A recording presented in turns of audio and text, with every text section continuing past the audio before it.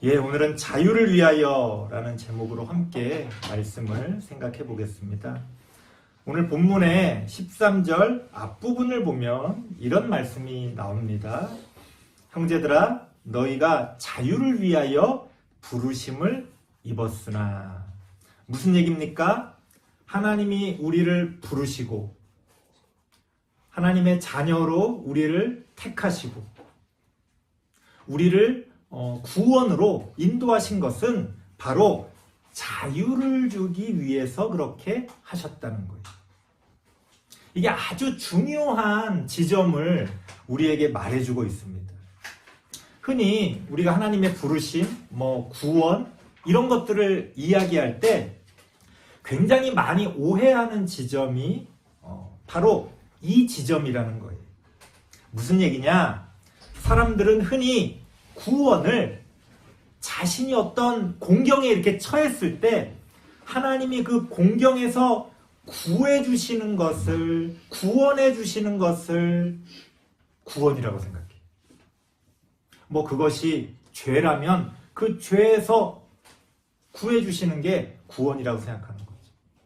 내가 어떤 고난에 처해 있다면 그 고난에서 하나님이 나를 구해 주시는 게 구원이다, 이렇게 생각합니다. 맞습니다. 그런 게 구원이지요. 하지만 그 구원을 한 걸음 더 들어가 보면 그 구원에서 중요한 것이 단지 구원 받았다 안 받았다가 아니라 자유라는 거예요. 자유. 많은 사람들이요, 자기가 난 구원 받았어 이렇게 얘기합니다. 그래서 당신이 구원 받았다는 걸 어떻게 아십니까? 그럼 당황해요. 분명히 내가 구원 받았는데. 스스로 자신이 구원받았다는 것에 대한 확신을 가지질 못합니다. 그래서 우리나라에 유독 구원파라고 하는 이단이 아주 성행하는 거예요. 왜? 교회를 10년, 20년을 다녀도 내가 구원받았다는 확신을 못한다니, 이게 얼마나 답답한 일이에요. 왜 이런 일이 벌어집니까? 구원이라는 걸 그저 하나의 어떤 개념처럼 구원 받았다? 안 받았다. 당신은 예수 믿으십니까? 믿습니다. 그럼 구원 받은 겁니다. 이런 무슨 공식처럼 구원을 이야기하니까 이게 와닿질 않는 거예요. 제가 나이를 먹고 이제 이런저런 책들을 보면서 수학과 관련된 책도 본 적이 있어요. 깜짝 놀랐어요. 수학이 이렇게 재밌는 거였나? 옛날에 학교 다닐 때는 너무 지겹고 이해도 안 되고 내가 이걸 배워서 어디에 써먹나 이런 생각 많이 했잖아요. 최근에 나오는 여러 수학과 관련된 좋은 책들을 보다 보면 이 수학이라는 게 너무 재밌고 또 우리의 실생활에 필요한 거예요. 물론 우리가 그 계산을 일일이 다 하지는 않지만 나를 둘러싸고 있는 이 모든 것들 가운데 수학이라는 게 존재하는구나. 그걸 알고 나니까 재밌는 거예요. 뜬금없이 뒤늦게 막 수학과 막 미적분 막 풀어보고 이게 미적분이라는 게 그냥 막 푸는 게 아니고 이게 이 F라는 게 이런 의미가 있고 X라는 게 이런 거구나. 재밌더라는 거예요. 그래서 고등학교 내가 다닐 때도 이렇게 배웠으면 내가 수학을 포기하지 않았을 텐데. 제가 수포자였어요. 완전히 수포자. 수학 빼고 거의 평균이 95 정도 되는. 근데 수학을 너무 못하니까 이게 그냥 완전히 평균을 깎아먹기도 하고, 우리나라는 딴 거 아무리 잘해도 수학이랑 영어 못하면은 이게 좋은 대학 가기가 어렵거든요. 그래서 수학을 이렇게 공부했어야 되는데, 응? 그 의미를 모르니까 그게 지루하고, 때로는 알면서도 내가 이걸 알고 있는지 확신할 수가 없는 거예요. 그래서 우리가 구원도요, 그냥 막연히 하나님이 나를 구원해 주셨다 이게 아니라 그 구원의 의미를 알면 그 구원을 더욱더 확신하고 이해할 수가 있다는 거예요. 그러면 그 구원의 의미가 뭐냐? 오늘 성경이 뭐라고 말합니까? 자유라는 거예요. 자유. 하나님이 우리를 구원해 주신다, 하나님이 우리를 부르셨다라고 할 때 그 의미는 단지 내가 여기서 벗어났다, 내가 고통당하지 않는다, 나에게 좋은 일이 있다, 이게 아니라 내가 자유롭냐 자유롭지 못하냐, 그게 중요하다. 예를 들어 볼게요. 어떤 사람이 돈이 없어서 공경에 처했어요. 돈이 없으면 공경에 처하잖아요. 그래서 하나님께 기도합니다. 하나님, 저에게 물질의 복을 주시옵소서. 기적처럼 하나님이 물질의 복을 주십니다. 그래서 자신의 그 공경에서 하나님이 나를 구원해 주셨다, 이 사람은 그렇게 믿는 거예요. 그런데 이 사람이 그렇게 그 물질의 어려움에서 구원을 받았는데 그렇게 받은 다음에도 계속 돈 거리면서 살아가는 거예요. 분명히 그 어려움에서 구원을 받았는데 계속 돈에 대한 걱정과 그런 어떤 욕심을 가지고 막 돈 거리면서 살아가는 거예요. 그럼 이 사람은 구원을 받은 거예요? 못 받은 거예요? 못 받았다는 거예요. 왜? 여전히 돈에서 자유롭지 못하잖아요. 겉으로 볼 때는 분명히 그 어려움에서 벗어났어요. 하지만 돈에서 여전히 자유롭지 못하기 때문에 그 사람은 구원받지 못했다라고 얘기할 수 있는 거예요. 그런 분들이 있어요. 나는 돈 같은 거에 관심 없어. 근데 맨날 돈 얘기해. 맨날 그런 뭐 좋은 거, 뭐 좋은 집 이런 관심이 있는 것이요. 자유롭지가 못하잖아요. 여러분, 정말 어떤 것에 대해서 자유로운 사람은요, 그런 얘기를 안 해요. 해도 그만, 안 해도 그만이니까.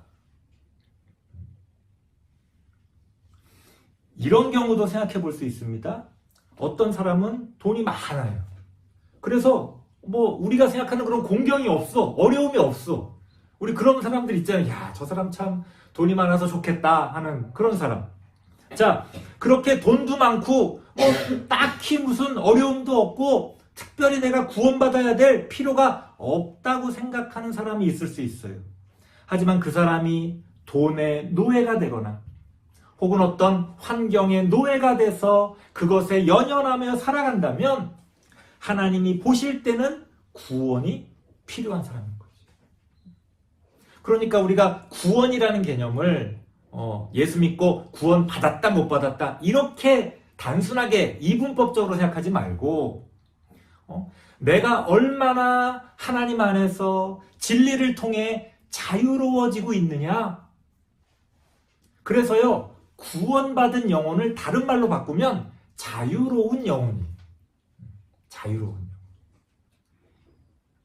우리가 때로는 좋은 것조차도요, 우리가 그 어떤 선한 일을 해야만 한다라는 강박관념으로 혹은 내가 도덕적이어야 한다라는 강박관념으로 그거를 붙들잖아요.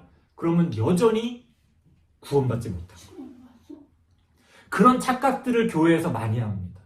그래서 예수 믿고 막 이러면은 뭔가 막 착하게 살고 막 뭐 법도 잘 지키고 막 이래야 된다고 생각해요. 그래서 저도 어릴 때 그런 적이 있었어요. 막 친구가 나를 괴롭히고 막 그러는데도 그냥 제 키도 크고 그러니까 그냥 내가 그냥 한 대 그냥 쳐야 되는데 내가 예수 믿는 사람인데 참아야지. 때로는 억울한 일을 당했어요. 내가 지금 억울해. 내가 뭘 받아야 될 걸 못 받았어. 그러면 야, 이거 왜 내 거 안 줘? 이렇게 얘기할 수 있는 거잖아요. 근데 그럴 때조차도 내가 예수 믿는 사람인데 소리 지르면 안 되지. 그럴 때 있잖아요. 뭔가 이건 내가 잘못한 게 아니야. 나 억울해. 상대방이 막 큰 소리를 쳐. 그러면 내가 예수 믿는 사람인데 이렇게 막 큰 소리 치고 화내면 안 되는 거 아닌가? 이런 생각하시는 분들이 있어요. 그럴 필요 없어요. 큰 소리 쳐야 될 때 큰 소리 치세요. 화내야 될 때 화내세요. 뭐 예수 믿는 사람은 화내지 말라는 법이 어디 있어요? 어디 있어요? 물론 나의 분노가 나를 망치고 상대방을 망친다면 그러면 안 되겠지만 정당하게 내 목소리를 내는 것조차도 마치 그러면 안 될 것처럼 그런데요, 구원받았다라고 확신하고 믿음이 좋다고 그렇게 이야기하시는 분들이 의외로 자유롭지 못한 삶을 살아갑니다. 온갖 것에 얽매여 살아가요. 교회에 얽매이지도 마세요. 목사가 이런 말 하면 안 되는데. 근데 그게 진리니까 제가 이렇게 말씀드릴 수밖에 없어요. 어떤 분이 그래요. 아이 목사님 다음 주에 빠져야 되겠어요. 아, 예, 그러세요. 뭐 일이 있으면 그럴 수도 있죠. 아, 죄송해요. 아유, 괜찮습니다. 근데 막 또 죄송해요. 뭐 계속 말씀하시는 거야. 그래서 아이 빠질 수도 있죠. 그러니까 뭔가 걱정을 하시는 거야. 이 목사님이 안 좋게 생각하실까 봐. 근데 저는 안 그래요. 그럴 수 있죠. 그럴 수 있죠. 빠질 일이 없는데 내가 게으르고 내가 하나님에 대한 믿음이 약해져서 그렇게 빠진다면 아유 그러시면 안 됩니다. 제가 그렇게 얘기하겠지만 정말 이런저런 일이 있어서 빠져야 된다면 그럴 수 있는 거죠. 뭐 주일날 한번 빠지면 큰일 납니까? 제 딸들도 주일날 가끔 빠져요. 친구 집 간다고. 이거 옛날 같으면 상상도 못해요. 어디 목사 자녀가 주일을 빠져 교회가 난리 납니다. 제가 어릴 때만 해도요. 그래서 목사님 자녀들에게는 그런 게 많이 있었어요. 그런 막 시선들. 어떻게 해야 된다라는 막. 그래서 오히려 목사님 자녀들이 삐뚤게 나가는 경우가 많았어요. 왜? 자유롭지를 못하니까. 하나님을 믿고 하나님 안에 있는데 자유롭지를 못해. 목사부터 자유롭지가 못하니까. 목사들이 그래서 위선자가 되는 거예요. 여러분들 막 목사님들 위선자들 많잖아요. 막 이렇게 어떻게 저런 사람이 목사야? 왜 그런 일이 벌어지냐? 자유롭지 못해서 그래요. 우리가 하나님께 구원을 받았다라고 말하지만 그 안에서 자유를 누리지 못하니까 여전히 구원받지 못한 삶을 살아가는 거예요. 그래서 우리가 구원을 생각할 때 구원이라는 단어에 매몰되지 말고 내가 얼마나 자유로우냐, 내가 하나님을 믿고 얼마나 그 안에서 자유를 누리고 있느냐, 우리가 이것을 생각하는 것이 중요하다는 겁니다. 하지만 흔히 그렇듯이 이렇게 좋고 이렇게 중요한 이런 자유 같은 것이 바로 잘못 사용이 되면 더 나쁜 일이 벌어진다는 거예요. 저도 이제 그런 경험이 많이 있습니다. 제 스스로에게도 제가 이제 하나님의 은혜를 받고 막 말씀을 깨닫고 젊을 때 얘기죠. 막 진짜 막 천사처럼 막 그런 믿음이 막 생기고 어떤 말씀들이 깨달아졌을 때 지금 여러분들에게 전한 이걸 깨달았어요. 그러다 보니까 어떤 일이 벌어져요? 그 자유를 남용하는 일이 벌어지는 거예요. 하나님이 좋은 것을 주셨는데 그 좋은 것을 통해 오히려 나쁜 일이 벌어지는 거예요. 사람들이 그럽니다. 왜 하나님은 에덴 동산에 선악과를 만들어 놓으셔서 아담과 하와가 범죄하게 하셨냐. 그 선악과만 없었어도 에덴 동산에서 행복하게 우리가 지금까지 살고 있을 텐데 왜 하나님은 선악과를 만드셔서 이런 안타까운 일들이 벌어지게 하셨냐. 이런 식의 질문을 하는 경우들이 있습니다. 하나님이 선악과를 만들어 놓은 게 잘못입니까? 선악과를 먹지 말라고 했는데 따먹은 게 잘못입니까? 선악과를 먹지 말라고 했는데 먹은 게 잘못이죠. 그걸 거슬러 올라가서 왜 하나님 보고 그걸 만들어 놨냐? 라고 따지면은 안 된다는 거예요. 그럼에도 불구하고 굳이 이유를 이야기하자면 여러 가지 많은 이야기를 여기서 또 해야 되겠지만 그냥 아주 단순하게 논리적으로 말씀드리자면 하나님이 선악과를 만드신 것은 우리에게 자유를 주시기 위해서 만드셨다는 거예요. 예를 들어봐요. 자유라는 게 뭐예요? 자유라는 건 내가 선택할 수 있는 자유예요. 내가 선택할 수가 없으면 그게 자유입니까? 야, 마음껏 골라 먹어. 근데 음식이 하나야. 한 종류야. 그럼 야, 네 먹고 싶은 대로 마음껏 골라 먹어.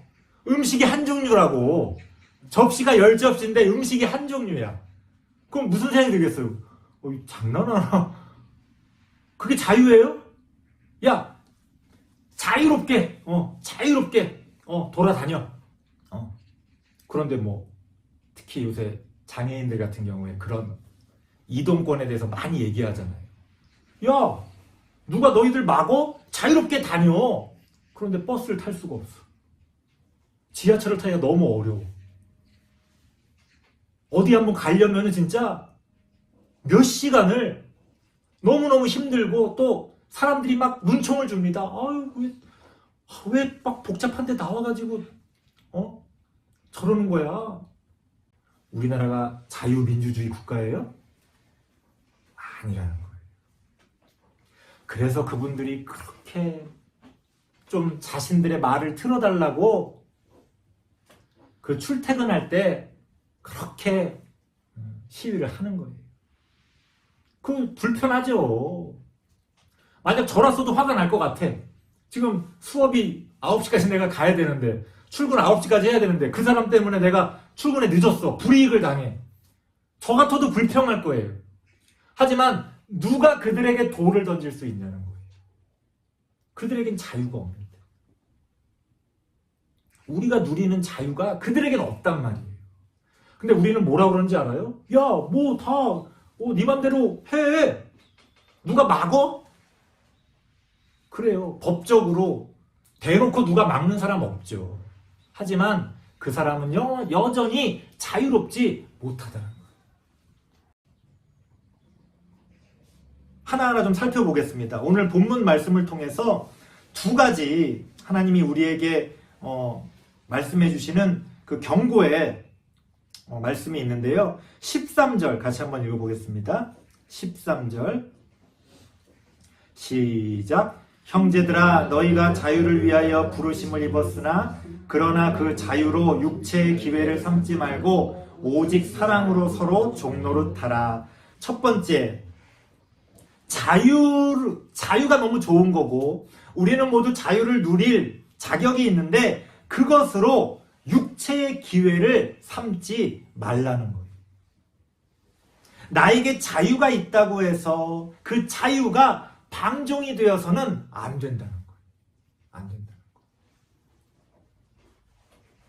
이게 참 어려운 얘기입니다. 말은 쉬워요. 말은. 그래, 자유가 방종이 되면 안 되지. 여기에 대해서 반대할 사람이 어디 있어요? 근데 어디까지가 자유고 어디까지가 방종인지가 너무 어려운 거예요. 이게. 앞서 장애인들 얘기를 했잖아요. 뭐 솔직히 말씀드리면 저는 그 장애인들의 마음을 이해해요. 또 그분들의 그런 인터뷰나 그들의 삶에 대해서 이야기를 들으면 너무 안타까워요.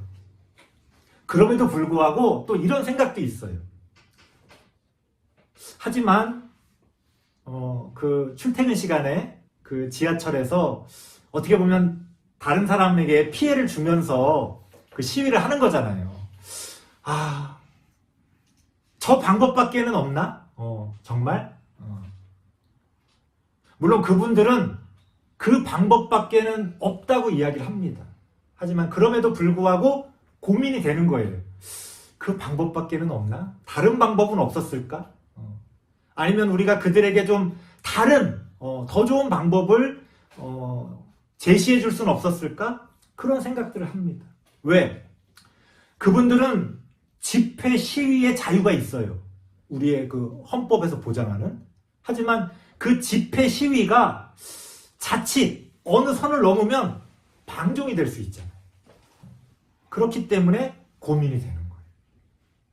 제가 그분들을 지금 이 순간에 잘했다 잘못했다 이렇게 판단하는 게 아니라 우리가 고민해야 될 문제라는 거예요. 하나님이 우리에게 자유를 주셨는데 우리가 그 자유를 다 누릴 수 있도록 하는 것도 중요하고 또 그 자유를 누릴 때 그 자유가 부딪힐 때가 있잖아요. 서로의 자유가 부딪힐 때가 있잖아요. 그럴 때 우리가 그것을 혹시나 나의 어떤 욕심과 나의 어떤 주장을 관철하기 위해서 내가 이것을 육체의 기회로 삼고 있는 거 아닌가? 내가 이것이 지금 방종으로 변질되고 있는 건 아닌가? 이런 고민을 할 수가 있어요. 저는 주일날 예배 드릴 때조차도요, 이렇게 양복 안 입어도 된다고 생각해요. 제 믿음은, 제 자유는. 우리가 뭐 굳이 이렇게 뭐 양복 입고 이래야 되나? 그냥 편하게 여름에 더우니까 좀 그냥 짧은 반팔 입고 뭐 티셔츠 입고 예배 드릴 수도 있는 거지 라고 생각하지만, 그럼에도 불구하고 이게 또 보이는 게 중요하잖아요. 우리가 하나님께 예배를 드리고 이렇게 하는 데 있어서 여러분들이 저를 보면서 예배를 드리는데 내가 뭔가 이렇게 걸림돌이 되면 안 되겠다, 그런 생각이 있어서 양복을 입는 거예요. 만약 제가 빨간색 티셔츠를 입고 거기 영어로 뭐라고 써 있어, 제 자유예요. 근데 여러분들이 설교를 들을 때마다 저게 무슨 단어지? 저게 뭐라고 써 있는 거지? 이러면 이게 예배가 방해되잖아요. 그러니까 우리가 자유롭게 예배 드릴 수 있어요. 여기 여러분들이 들어놓아도 돼, 사실은. 그럼에도 불구하고 나의 그 자유가 혹시나 그저 그냥 내가 편하려고 하는 그런 육체의 기회를 삼는 일이 될까봐 우리가 서로 조심해야 된다. 그래서 오늘 성경이 뭐라고 말합니까? 사랑으로 서로 종노릇하라. 무슨 얘기냐면요, 여기에 아주 자유에 대한 아주 깊은 의미가 담겨 있습니다. 여러분, 자유는요, 내 맘대로 하는 것에 자유의 본질이 있는 게 아니에요. 내 맘대로 하는 건 누구나 할 수 있어요. 야, 너 네 맘대로 살아. 그러면 누구나 그렇게 살 수 있어요. 뭐라고 안 해도. 자유의 본질은 어디에 있느냐? 내 맘대로 할 수 있는데 내 맘대로 안 하는 거에 진짜 자유의 본질이 있는 거예요. 그러니까 정말 자유로운 사람은요, 할 수 있지만 안 하는 사람이에요. 자유가 있다고 막 하는 사람은 그게 무슨 그건 누구나 할 수 있는 거 아니에요. 정말 자유로운 사람은요, 할 수 있지만 안 하는 거예요. 거기에 진정한 자유의 의미가 있습니다. 내가 사랑하니까 참아주는 거예요. 내가 할 수 있어요. 하지만 안 하는 거예요. 어떤 사람이 그래요? 내 돈 내 맘대로 쓰는데 누가 뭐라 그러냐? 내 자유다. 착각입니다. 그건 자유가 아니에요. 그런 생각 자체가 이미 방종이죠. 그래요, 내가 번 돈 내 맘대로 쓸 수 있죠. 하지만 안 쓰는 게 자유라는 거예요. 그걸 견디지 못하고 그냥 자기 맘대로 다 쓰는 사람은 자유롭지 못한 사람이에요. 진짜 자유로운 사람은요, 할 수 있지만 안 합니다. 그리스도인의 자유도 거기에 있는 거예요. 우리는요, 하나님을 믿지만 하나님을 믿기 때문에 오히려 모든 걸 다 할 수 있어요. 하지만 안 하는 거예요. 할 수 있지. 못해서가 아니라, 하면 벌 받을까봐 안 하는 게 아니라, 할 수 있지만 사랑으로 서로 종노릇하는 거예요.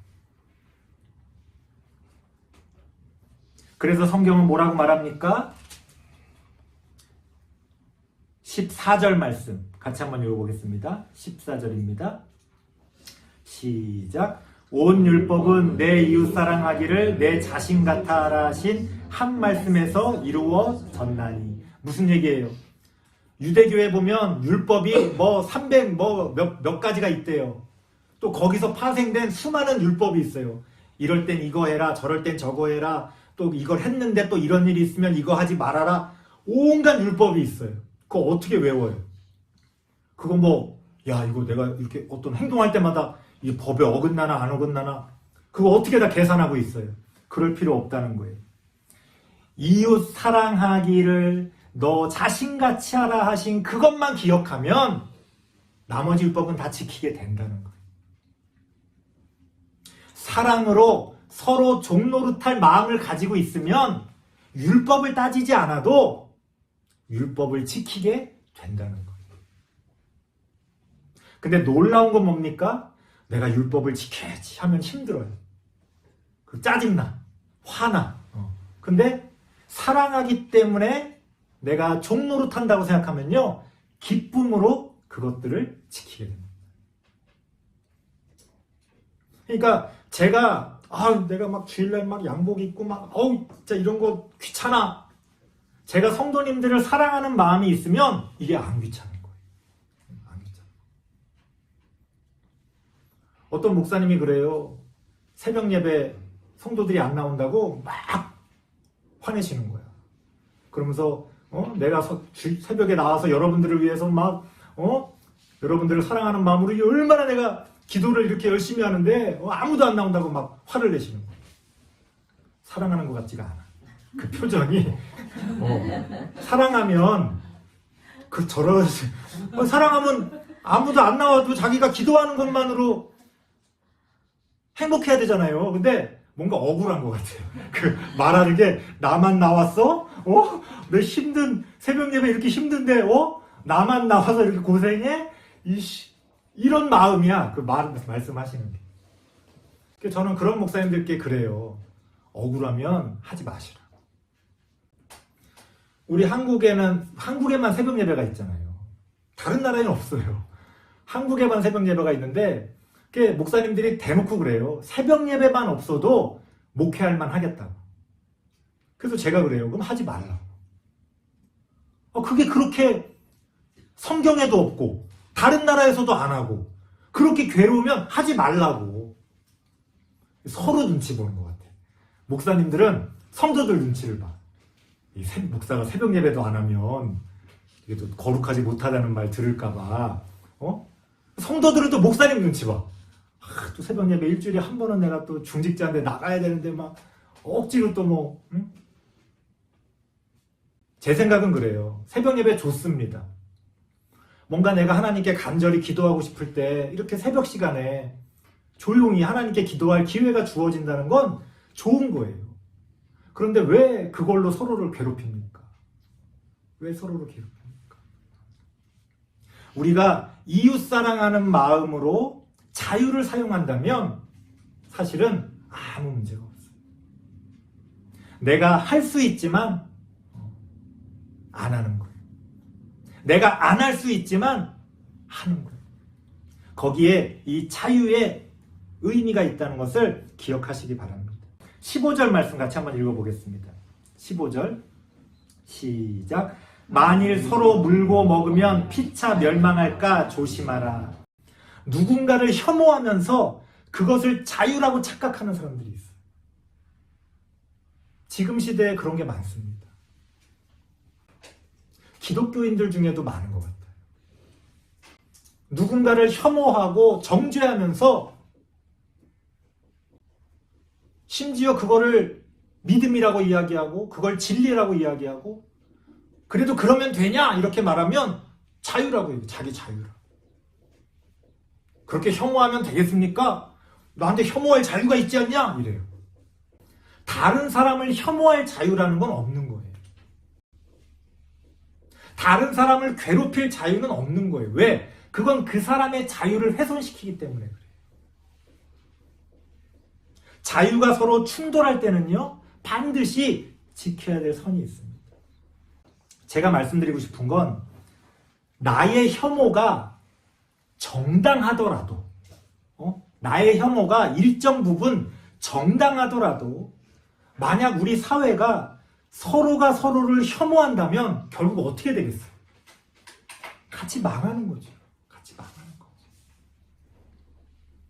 잘못된 것을 없애겠다고 나까지 없애면 얼마나 어리석은 사람입니까? 그래서 우리 사회에 혐오가 이렇게 많아지는 것은 좋은 게 아니에요. 일일이 누가 잘했다, 잘못했다를 따지지 않더라도 지금 우리는 잘못 가고 있다. 혐오가 많아지는 사회는 건강하지 못한 사회입니다. 그래서 우리가 자유를 누릴 때에 혹시나 나의 자유가 서로를 멸망시키는 그런 단초가 되지는 않을지 항상 조심하면서 우리가 그 자유를 누릴 수 있어야 한다는 겁니다. 설교를 마치겠습니다. 하나님은 우리에게 자유를 주시기 위해서 구원을 베풀어 주십니다. 하나님의 자녀로 우리를 삼으신 것도 우리를 자유롭게 해주시기 위해서예요. 그래서 우리는 신앙 안에서 자유를 누려야 합니다. 하지만 잊지 말아야 될 것은 개인적으로는 그 자유를 나의 육체의 기회로 삼지 말고 방종하지 말고 또 나아가서 우리 공동체적으로 사회적으로는 피차 그 자유를 이름으로 자유라는 이름으로 서로 물고 먹으면서 서로 멸망하지 않도록 우리가 그 자유를 소중하게 고민하며 누리는 우리 모든 성도님들 되시기를 바랍니다. 기도하겠습니다. 하나님 감사합니다. 우리는 하나님을 믿는다고 하지만 진정 자유로운 신앙으로 살아가고 있습니까? 지금이라도 하나님 안에서 진리 안에서 자유를 누리며 살아가는 우리가 되어질 수 있도록 하나님 우리를 가르치시고 성장시켜 주옵소서. 하지만 그 자유로 육체의 기회를 삼거나 피차 멸망하는 일이 없도록 우리가 자유를 소중하게 다루며 또 조심하며 사랑으로 서로 종노릇하는 우리들이 되어질 수 있도록 주님 인도하여 주옵소서. 예수님의 이름으로 기도드리옵나이다. 아멘.